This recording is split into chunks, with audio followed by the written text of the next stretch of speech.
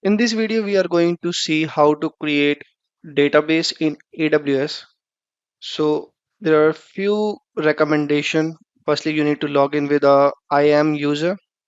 After login, you need to search for the service RDS. Go to RDS, and over here we need to click on create database. Click on easy create, as I'm using the free tier for this demo purpose. So you can also use the free tier as well. Currently, we are going to create a MySQL database.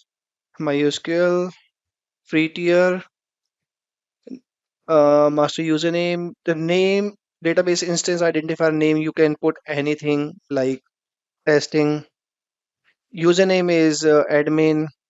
Password is self-managed. So you can add m- my testing password, my testing password. Okay, and now you click on create database. Password is not matching my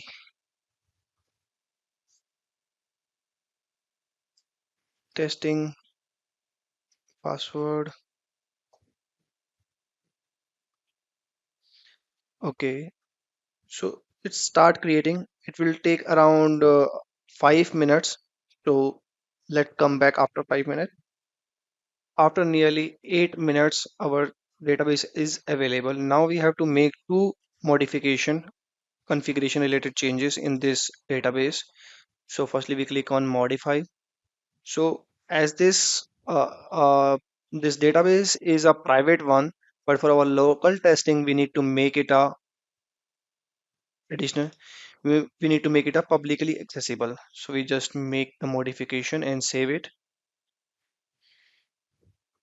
We have to select the apply immediately. If we won't select the apply immediately, then it is going to be updated on the next scheduled maintenance window by the Amazon AWS. So we have made the modification, it is done. Now, one more modification that we have to do is regarding the security groups. So this is the security group associated with this database. So, yeah. So we have the inbound rule and outbound rule.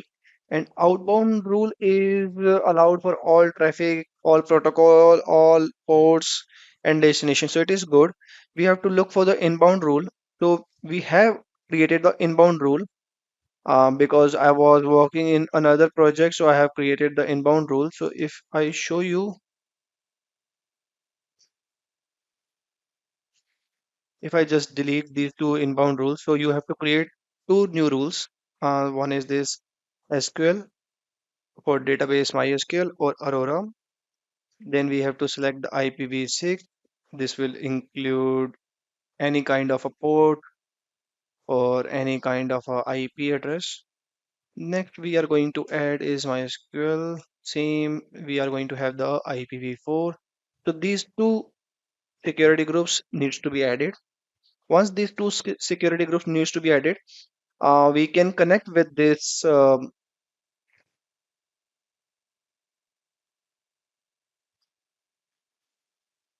database is this one, and this is the host name that we require. So we are using this. So we can maybe delete this one and make a new connection. So the name, server name could be anything. My local testing. Database type is of MySQL. Host name is the name that we copied from Amazon. Port name is 3306. User is admin.